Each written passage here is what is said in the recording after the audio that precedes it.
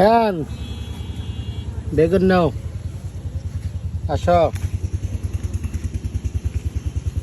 এই যে নাও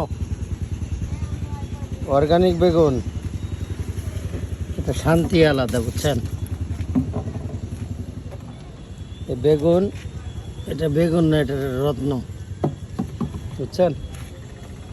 আমার বাচ্চার জন্য হয়ে যায়। এই তিনটা, আর এখান থেকে আরেকটা পারবো, দেখেন 3-4টা হয়ে যায় আমার বাবর। এটা 2 একদিন পরে, বুঝছেন? আর গোলাপে আলহামদুলিল্লাহ ফুল ফুটতেই আছে,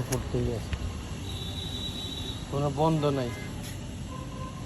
আর যেরকম গাছ লাগাইছি আল্লাহর আমাদের গোলাপ সারা বছরই থাকবে, সারা বছর একটা ফুটতে থাকবে, শেষ হবে, একটা শেষ হবে আরেকটা শুরু হবে, একটা শেষ হবে আরেকটা শুরু হবে,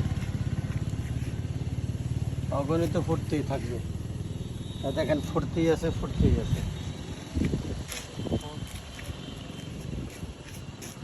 গোলাপ আমার প্রিয় ফুল, এই কারণে গোলাপের কালেকশনটাই বেশি আমার, সবসময় ফুটতে থাকে। দেখেন ফুটতে আছে, দেখছেন? নতুন করি সব।